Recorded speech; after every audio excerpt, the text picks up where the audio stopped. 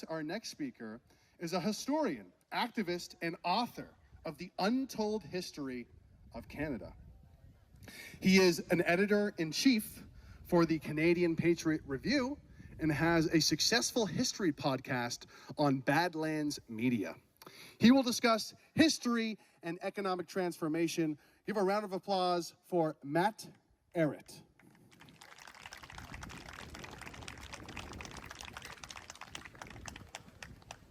All right, thank you, everybody. I'd like to extend a thanks to Tish Conlin, to Maxime Bernier, and to everyone here for really picking up the torch when it is needed. Cynthia, my wife, and myself, we'd sort of come here in a very unexpected way. We were doing a cross-Canada tour. We were speaking in Calgary, and we decided, hey, well, on the way back to Montreal, let's go to Toronto. Let's see what's going on in Toronto. We'll do a little show there, too. And then Tish calls us up and said, well, hey, if you're going to be in Toronto, why don't you come to my event on Saturday? So it kind of just worked out. We saw the higher force of God at work, so we're like, oh, yes, please. So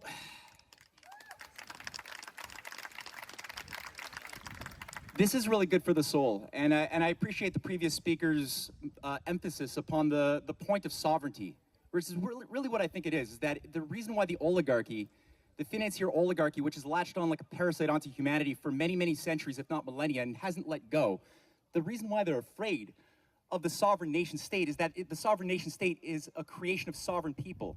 And sovereign people are people who know themselves, who take responsibility for themselves and their actions, and also recognize that their freedoms come with responsibilities. It's not the freedom to put my genitalia into whatever I want to have, whatever I feel an attraction to that determines what I'm free to do and what is my freedom, or how much pizza I want to eat, or what type of drug I want to smoke on a weekend. That is license. That's not freedom. Freedom comes with responsibilities, and it has to be fought for. And that's the case throughout, that's shaping our entire history. So as was noted, I'm an unexpected historian. I'm not trained in the science of history in school or anything of the sort. It's just I was 20 years ago trying to figure out what's a better story to explain what happened in 9/11 than the official narrative I am being given that's justifying a global surveillance state and forever wars in countries that seem to have nothing to do with 9/11 itself. And just by trying to figure out and resolve paradoxes, which I think most of us here, we sense that what we were told reality is and what evidence showed us reality is are two very different things. And we decided, unlike other people that we knew who chose to just adapt to the easy answer and go along with the experts, we said, no, we want to resolve this on our own terms. We want to use this God-given instrument of the brain that we were born with, that was granted to us, that could be used well, the way it is supposed to be used, or in opposition, we could misuse it. It's a choice, it's free will. We're all creatures of free will, and we have to choose every step of the way what we want with our future. And there's a very, very wise quote that reads as, where there is no vision, the people perish. The vision for the future determines whether or not a society is fit to survive, has the creative and moral fitness to overcome challenges, real or those created by an oligarchy wishing to keep us in Plato's cave. So we're now at a state where I would say this is probably the test for humanity. We're at some people say, oh, is this a threat of war with Russia or with China or with Iran? Yeah, it's those things. But other people say, no, it's primarily an economic disintegration. It's an economic crisis of the banking system. And it's that too. But I would say that the thing that allows all of these dangers that threaten humanity to occur is the culture war. The fact that we abrogated the responsibilities of those who fought against Nazis, our grandparents, our great-grandparents, who gave their lives, who are willing to die for the sake of our freedom against the emergence of a new world order. And people think, oh, new world order, that's a new concept. Some people have just woken up in the past 2 years and they're like, oh, I've heard of that idea, or Great Reset. It's like, no, that's not a new concept. One of the important things I think when looking at our history is to recognize that this thing called the New World Order, as Franklin Delano Roosevelt had said, is not new and is not order. That the idea of a Great Reset, shutting down society in order to reboot society under some master class of slave-master relationships is not a new thing. That's been shaping 2,000 years of our experience as a species. The difference is that in better times past, we actually had the moral fitness to recognize the intentions of those wishing to do a Great Reset, and today is 2024. This is the 100th anniversary, and most people don't even know this, of the failure of the first Great Reset attempt in the 20th century. That's something that I only recently discovered, that there was coming out of the orchestration of World War I, an artificial banker's war, that even today, most historians that you encounter will not give you a real good reason why World War I happened. Archduke Ferdinand got shot by an anarchist terrorist cell in Serbia called the Black Hand. And then all of a sudden, everybody's fighting everybody in a meat grinder for 4 years? What? It was secret military commitments, secret military pacts arranged by British diplomacy, British Empire diplomacy that ensured that an entente cordiale was going to be set up out behind the back of those in Germany who had no idea that this was happening. And as the wake of this meat grinder that killed and demoralized a whole generation, the lost generation, what did we have? The solution. What was the solution? The League of Nations, one world government.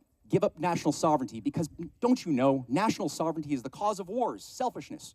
If we just got rid of sovereignty, we would have no more wars, says the fascist sociopathic Nazis that were the ones behind the growth of the League of Nations one world government. And I don't say Nazis because I know you might say the Nazis didn't exist yet. But when you look at the City of London, Bank of England fascists like Montague Norman, like the Round Table movement around Cecil Rhodes's prodigies like Lord Milner, they were the ones who were promoting the growth of Nazism. Prescott Bush, the Eastern establishment of J.P. Morgan, the Bush family, the DuPonts, the Morgans, these were the bankers that made the rise of fascism possible. So the first attempt at a New World Order failed because you had patriots in the United States. You had President Warren Harding. You had people in China. You had people in Germany who said, no, we're not going to give up our sovereignty. We're not going to go through some one world government to settle bilateral treaties. We're going to do this ourselves. And that ensured that this failed. And they had to try again for a second after a few dead bodies, I might add. But then they had to try again through the orchestration of the Great Depression, right? The transformation of a viable industrial economy of the 1920s into a speculative bubble upon bubble of unpayable debts that could be orchestrated to blow at a coordinated moment when the broker call loans were called in 1929 on a certain day. And only those in the know who were part of the J.P. Morgan preferred clients list were able to sell their stocks short and then buy up for pennies on the dollar after the blowout real estate, farmland, and this was the biggest wealth transfer we had ever seen. And those in the know who were part of that were also funding fascism as the solution to Germany's problems that had been created also as hyperinflation earlier on, right? Hjalmar Schacht, the Nazi finance minister, a protege of Montague Norman, was brought in to tell the Germans earlier on in 1923, hey, you're wiping your bums with toilet paper because toilet paper is costing you billions of marks. But we have a solution. You're starving, just bring in your wheelbarrows of marks and we'll give you the shiny new Rentenmark. But it's gonna come with new rules of economic behavior. And Hjalmar Schacht enforced that, and the people democratically would not accept that, only accepted that to a point. And that's where fascism was needed. The idea of the enabling acts, right? The dictatorial claims that Hitler made in response to the burning down of the Reichstag. The first inside job, the first 9/11 that was done by the high-level SS Nazis as a way to get over the troublesome issues of democracy and the democratic Weimar. And Hitler always promised to give it back. But the idea was, if you look at what was going on in 1932, you had the London Bankers Monetary and Economic Conference, just like today's Great Reset, was 65 nations calling for getting rid of national sovereignty, just like they tried in 1923. Didn't work then, they tried it again. And the idea was the Great Depression globally could be solved if everybody gets rid of their idea of national sovereign banking and just gives up to a centralized authority run by the League of Nations, the Bank of England, and a eugenics transhumanist dictatorship, a religion for the elites to manage the population. And that was rejected because you actually had people able to fight and understand it. I include amongst that grouping people in Canada, people around the Laurer Liberals at the time who were a very different beast than the current Liberals that took over with Pierre Elliott Trudeau, the C.D. Howe kind, that said no to world government, that said no to depopulation, that resisted the imperial conferences that tried to establish an imperial union in the 1920s. They were still active, they were fighters. And Franklin Roosevelt, who I already cited as somebody who called out the New World Order as something not new and not order, pulled out the US delegations and sabotaged the London Central Bankers Conference, buying us some more time. And they had to try it again through the more iron-fisted approach of more aggressive fascism, which again, Prescott Bush, the grandfather of George W. Bush, got fined for trading with the enemies in 1942 after the US was at war. Now, the Hitler Frankenstein monster was aborted. We are now seeing a rebranding. Most of the leading Nazis and most of the leading Italian fascists were not punished. They were given new assignments by Anglo-American intelligence after World War II. Allen Dulles put the entire high-level Nazi apparatus, Stefan Bandera, it's a big list. 8 actually consecutive commanders of Eastern European Command of NATO were all unreconstructed Nazis between 1956 and 1983. 8. They were not isolated. Mengele, the fascists of Japan, were given new assignments in Fort Detrick, Maryland, building up a bioweapons program for the U.S. military-industrial complex that Eisenhower had warned about. This is the thing that's been tainting our last 70 years. This is the unresolved elephant in the room that's coming home now to roost. That's not a good metaphor. Elephants don't roost. But it's smelling. It's getting smelly and hard to ignore. So now we're in a situation where we're sitting on what was, in the 1960s, 70s, a viable manufacturing base. It's been transformed into a casino of unregulated, speculative financial instruments that aren't even measurable by most actual economists. Don't know how to measure the amount of derivatives that have been built up into the system. All we know is that junk bond trading was going to get you in jail in 1983, after 1987, when Alan Greenspan, tied to the Trilateral Commission of David Rockefeller, solved the collapse of 1987 in October, where the markets went down 27% and almost collapsed. His solution? Don't actually deal with the problem. Normalize creative financial instruments, derivatives. Allow people to bundle and speculate upon the future prices of debt-based commodities that are not even tied to anything real.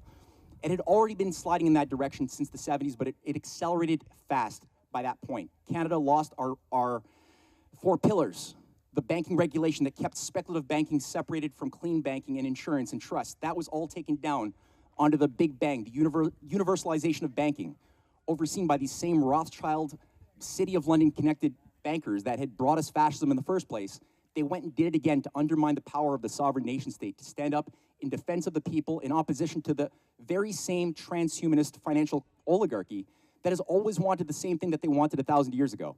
Forever wars, stupid people, depopulation, that's it. That's the formula. So everything that could resist that, they've been trying to undermine from within. And now we're sitting at, the last thing I've seen is about an $800 trillion derivatives bubble that we've been bailing out since 2008. On top of the fact that this thing can only be extended so far before hyperinflation hits, just like it did the Germans in 1923, we have a limited amount of time to look at where is the world going. We have those who want to kick over the chessboard, right, and deal with the economic crisis by not dealing with it, but by launching a war with countries we shouldn't be at war with. Canada just endorsed setting up a long-range missile shield. That's part of the new Canadian Defense Act, is welcoming in setting up ballistic missiles of a long-range sort in the Canadian Arctic. That's being advanced as we speak. Mainstream media is not touching that. It's also happening on Russia's southern perimeter. It's also happening on their eastern perimeter with an expansion of NATO around in the Pacific, also around China. This is not separate from the blowout of the banking system. These are two sides of the same problem. And the solution, I would say, involves looking at, well, what worked throughout the last century at least at undermining this new world order, this great reset of a eugenics wannabe elite class that wants to lord over a depopulated slave class. What has worked? And I would say, going out, I've probably overexceeded my time here. No, it's getting good. This is good. Okay. The world could possibly change. We don't know what the elections are going to be, but we know that this is a high-density period of crisis and opportunity. If there is a Patriot Recovery inside of the United States, that changes a lot of the dynamics here in Canada. There's a lot of things that we have to admit that Canada cannot do based on just the structure of what is controlling Ottawa. That's been built into our system since the 19th century. However, whether it was under the time of W.A.C. Bennett fighting to nationalize the power corporation that was preventing the development of BC and their natural resources in the 1950s and 60s, which required support by John F. Kennedy, who gave W.A.C. Bennett that support, as well as Bennett's effort to extend rail as part of his vision for the Peace River hydroelectric plan and rail development to Alaska. That was sabotage, but it was a fight. And his successes were made possible by the presence of John F. Kennedy.